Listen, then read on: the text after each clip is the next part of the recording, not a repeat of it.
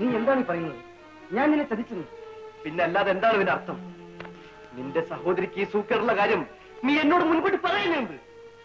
മോഹൻ, നീ എന്നോട് കൊടിഞ്ചതി കാണിക്കുമെന്ന് ഞാൻ സ്വപ്നത്തിൽ പോലും കരുതിയില്ല. നരേന്ദ്ര, സൂക്ഷിച്ച് സംസാരിച്ചില്ലെങ്കിൽ ഇരുകൂട്ടരും ദുഃഖിക്കേണ്ടി വരും. ഞാൻ രണ്ടും കൽപ്പിച്ചാണ് വന്നിരിക്കുന്നത്. രണ്ടും കൽപ്പിച്ചു? അതെ, എന്നെ കുരുക്കിലാക്കാമെന്ന് കരുതേണ്ട. ഈ കൊടും ചതിക്ക് ഞാൻ പകരം ചോദിക്കും. നരേന്ദ്ര, മര്യാദ മറന്ന് സംസാരിക്കരുത്. മര്യാദ നീ വേണം അത് ഉപദേശിക്കാൻ. ഭ്രാന്തിയായ പെങ്ങളെ കൂട്ടുകാരന്റെ തലയിൽ കെട്ടിവെച്ചതാണോ മര്യാദ? നിർത്ത്. നിലവിട്ട് സംസാരിച്ചാൽ നില, നിന്റെ നിലയും വിലയും നല്ലവണ്ണം മനസ്സിലാക്കിയവരാണ് ഞാൻ. നിന്നെ ആത്മാർത്ഥമായി സ്നേഹിച്ച എന്റെ മടത്തരത്തിന് മറ്റാരെ പഴിക്കാൻ? നിന്റെ പെങ്ങളെ ഇവിടെ തിരിച്ചെത്തിക്കാൻ വേണ്ടി മാത്രമാണ് ഞാൻ ഇവിടെ വന്നത്. കുഞ്ഞെ, ഞങ്ങൾക്ക് പറയാനുള്ളത് ഇവിടെ സമാധാനമായിട്ടൊന്ന് കേൾക്കൂ. വിവാഹം കഴിഞ്ഞ് എവിടെ അസുഖം മാറുമെന്ന് ഡോക്ടർ പറഞ്ഞത് കൊണ്ടാണ്. വേണ്ട, ഇനിയും എന്നെ കബളിപ്പിക്കാൻ നോക്കണ്ട. ഞാൻ പോകുന്നു. ഇനി ഈ വീട്ടിൽ ഞാൻ കാലുകുത്തുമെന്ന് പ്രതീക്ഷിക്കേണ്ട.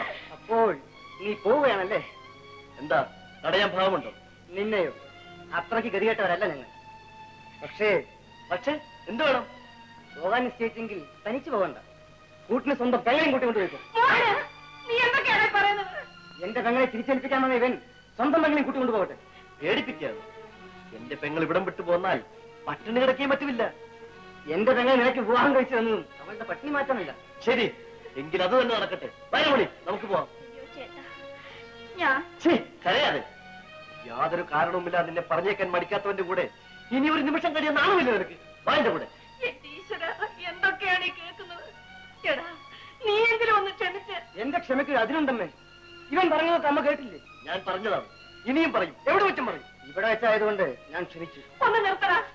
നിങ്ങളെന്താ ഇങ്ങനെ ഒന്നും മിണ്ടാതിരിക്കുന്നത്? എങ്ങനെങ്കിലും ഈ അപകടം ഒന്ന് ഒഴിവാക്കണം. അപകടവുമില്ലമ്മേ. മല്ലിയുടെ വിവാഹം നടന്നില്ലെന്ന് കരുതിയാൽ മതി. ഇത്രയും നാൾ അവളുടെ ജീവിച്ചതുപോലെ ഇനിയും കഴിഞ്ഞു. ഇത്ര നിർദ്ദയനായ ഇവന്റെ കൂടെ ഒരു കാലത്തും ഞാൻ അവളെ പറഞ്ഞേക്കില്ല. ആരെല്ലാം നിർബന്ധിച്ചാലും ഞാൻ കൂട്ടിക്കൊണ്ട് പോകത്തുമില്ല. വേണ്ട, നിന്റെ പെങ്ങളെ കൂട്ടിക്കൊണ്ട് പോയാൽ മതി.